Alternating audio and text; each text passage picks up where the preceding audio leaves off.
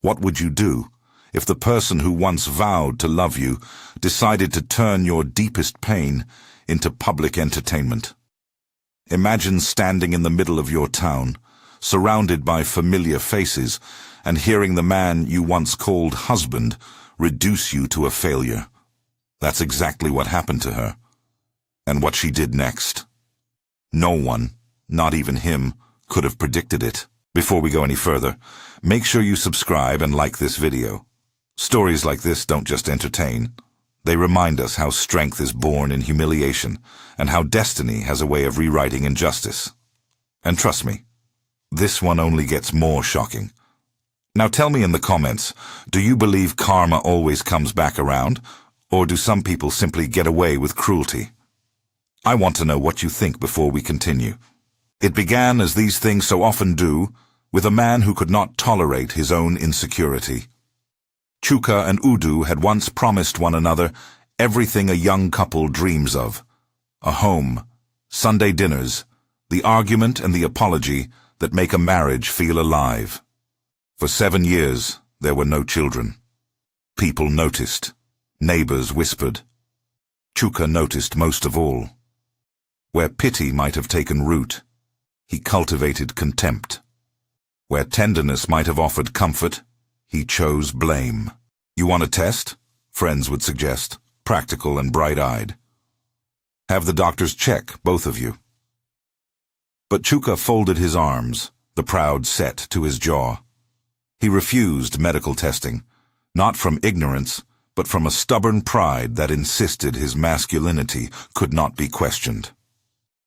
"It's me," he would say in the market, at the barber shop, in the compound beneath the palms. "If there are no children, it's her fault." The words began small, then burnt like dry grass. In that town, where reputation was daily currency, his voice carried. At first the humiliation was casual, a careless remark at a wedding, a pointed joke over the fence.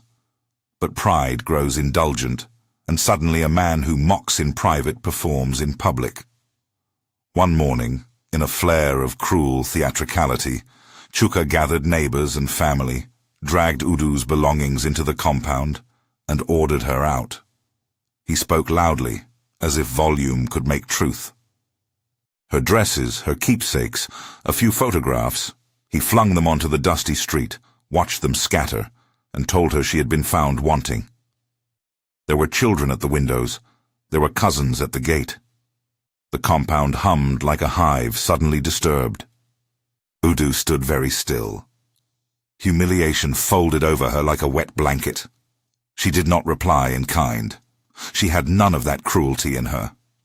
She gathered what dignity she could and went to her mother's house, where a narrow bed and a mother's steady hands received her. Her mother held her face and said nothing dramatic. There was simply a kettle put on, a chair pulled closer, a bowl of warm food placed in trembling hands. For the first time in years, Udu tasted a sorrow that was not performative. It was private, thick and heavy, but it was also true.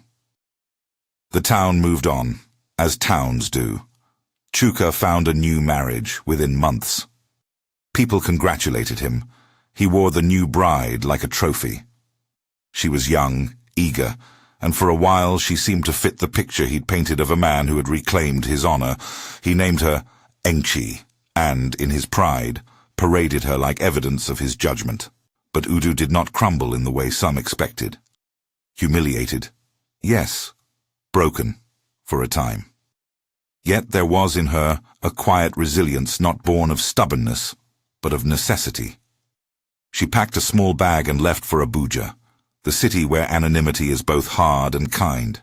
You can disappear, and you can remake yourself. She found work in a modest firm, a position that asked more of her diligence than her pedigree. She learned her hours and saved her pay. The city gave her small mercies: a steady salary, a bus that did not know her past, colleagues who judged by competence rather than gossip. It was there, after months of careful rebuilding, that she met Toby. He was not the sort to make a spectacle. He listened as if words were rare things. He offered comfort without turning it into a performance. Toby did not ask about the past until she was ready to speak. When she did, he did not offer platitudes. He said simply that he would stand by her. Over dinner that smelled faintly of grilled fish and laughter, they stitched the slow seams of trust. Tobe's love was patient and practical. He promised to be a husband who knew that life could be generous without being guaranteed. Their wedding was quiet, a small celebration with people who had earned the right to be there.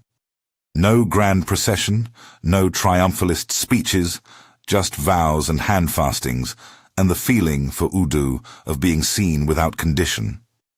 For years, she'd been defined by absence. Here she was defined by presence. Then came the shock that no one in their quiet household expected. One ordinary afternoon, midwinter in the city, Udo felt a dizzying faintness at work. She went to the clinic out of prudence, and there it was, a string of words that rushed and then slowed. Pregnant.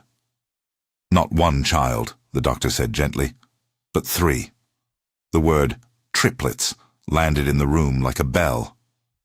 Joy was a constellation exploding. There were practical concerns, nurseries, nappies, the logistics of feeding 3 mouths, and then, beneath the surface of everyday detail, the kind of restoration that rearranges a life. Udo named them for what she felt they had brought back to her. Chimanda for strength, Chiaka for blessing, Chinedu for God's guidance. Babies have a way of making private things shared. Neighbors who had once tutted at her now called to ask when they might visit. The children grew under the tender, patient hands of Tobe and Udo, and with each small milestone her dignity was restored, not as a spectacle, but as the steady work of building a home. People who had once said much watched quietly as the family became a small, shining thing. Meanwhile, in his compound, Chuka continued the performance. He and Engchi settled into the pattern he preferred. Public image first, intimacy deferred. When Engchi became pregnant, the whole town prepared for a new set of congratulations, and for Chuka, a confirmation of his earlier judgment. He began to parade his future fatherhood in the market and at the mosque. Finally, he would say, "My house will have the laughter it deserves." Time has a taste for irony. It is patient. It waits while pride builds its tower, then it rearranges the scaffolding when the wind changes. Chuka, secure in his victory, organized a naming ceremony for his newborn. He sent an invitation to Udo's small house in the city, a breezy card that read like a gauntlet. The intention was clear, to show his new status, to cause a twinge where there had once been pain. Udo saw the invitation, and for a long time she turned it over in her hands, as if it were a fragile thing that might tell her what to feel.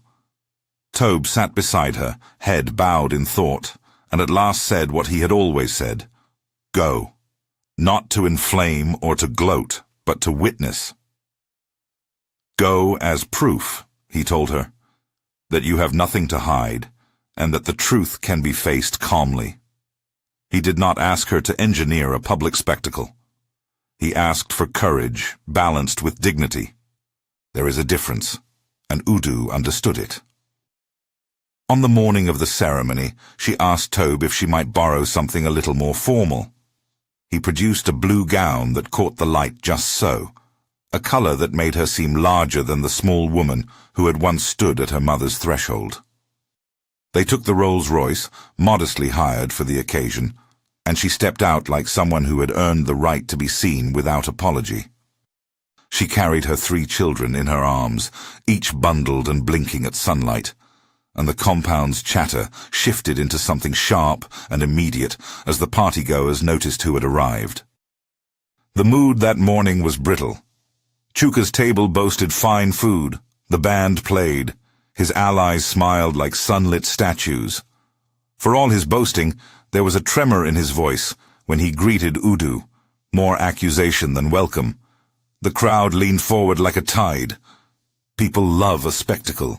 They love to see a story resolved. Would she scream? Would she strike out? Would the quiet woman from years ago finally lash back? Udu did none of those things. She greeted Engchi with a measured nod. She set her children down gently and asked after the child who had been the reason for the party. Was he well? What was his name? Chuka, puffed up with the look of a man certain of his success, told the story he wanted to tell.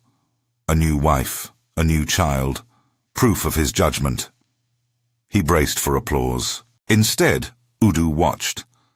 She saw a woman who was thinner than she looked, whose laughter had an edge and whose eyes kept returning to the gate. She noticed the gatekeeper, Ibrahim, who moved about with the casualness of someone whose presence had long been ignored. Small things in crowded spaces become loud. The way Engchi's hand trembled when she lifted a cup. The way she avoided looking directly at Chuka when he made a boast about fatherhood.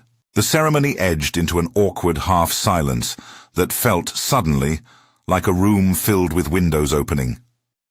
Udu asked a simple, unnerving question in a voice that everyone could hear. It was not loud, but its clarity cut through the music.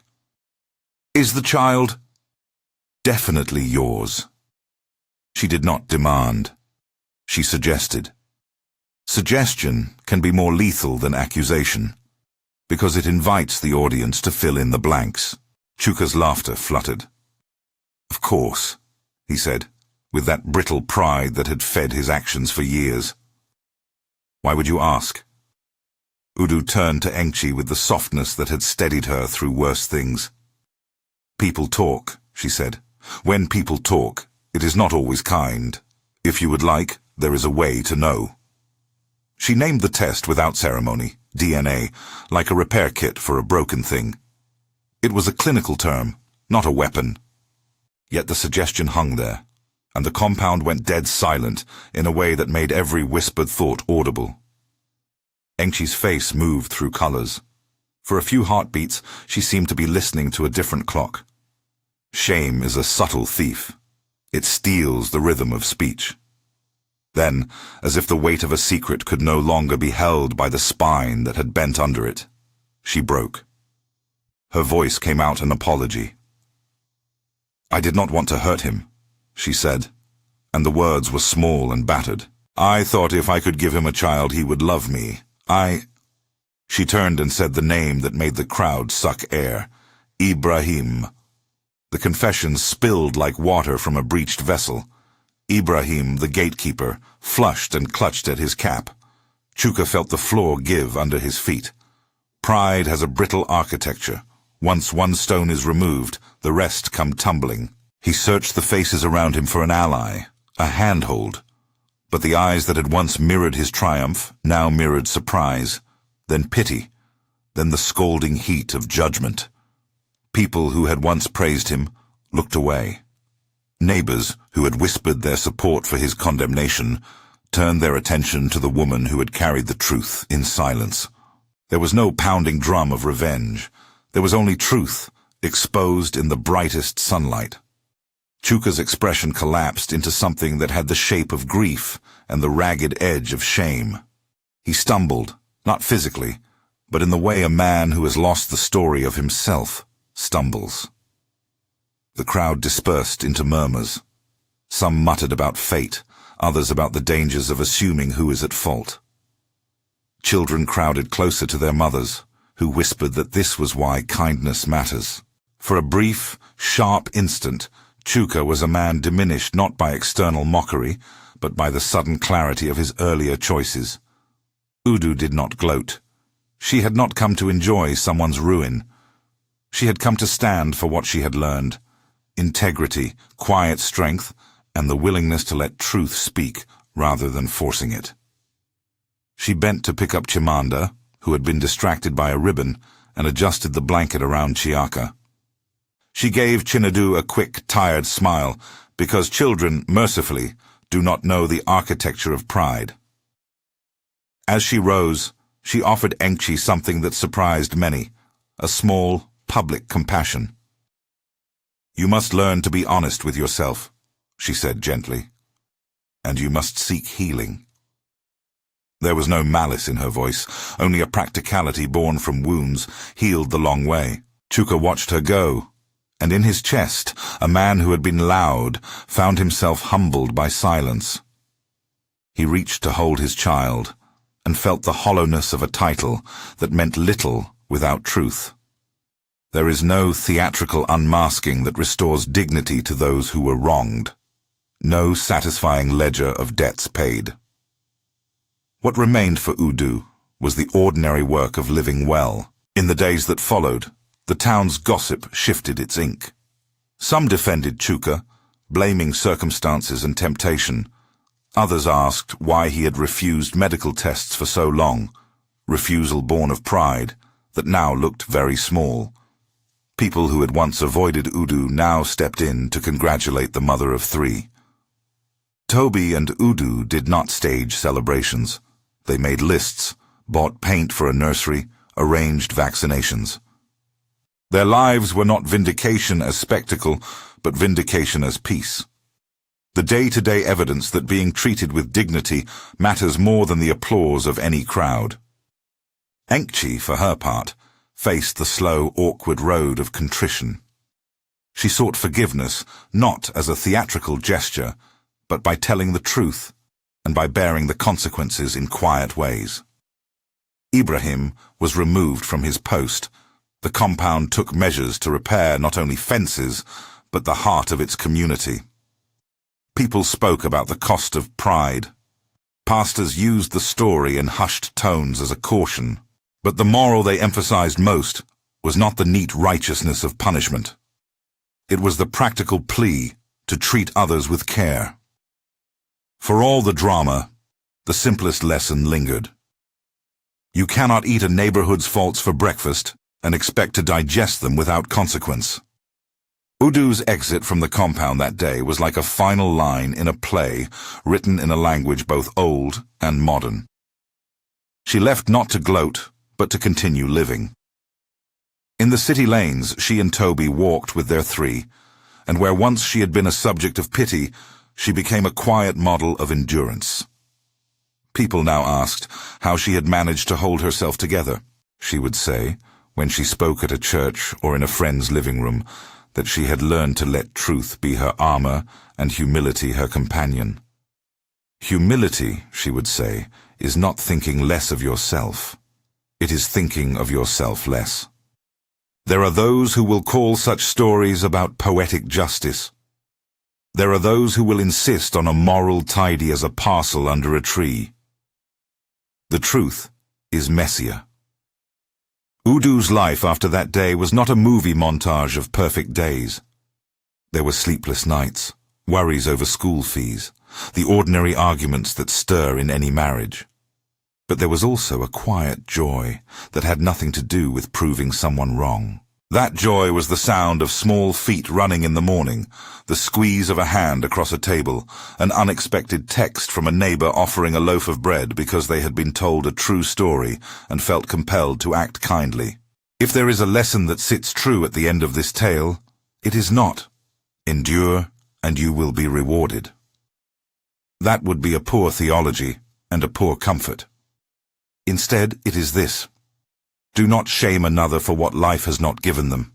Pride can make you cruel, and blindness can be costly. Truth, when it is allowed to speak, has a way of setting things right. And the best kind of vindication is the kind that leaves room for mercy. So when next you are tempted to mock someone's absence, to toss words like stones, remember Udu holding her 3 children. Remember the difference between spectacle and conscience. Pride can look like confidence until it demands that others suffer to prop it up.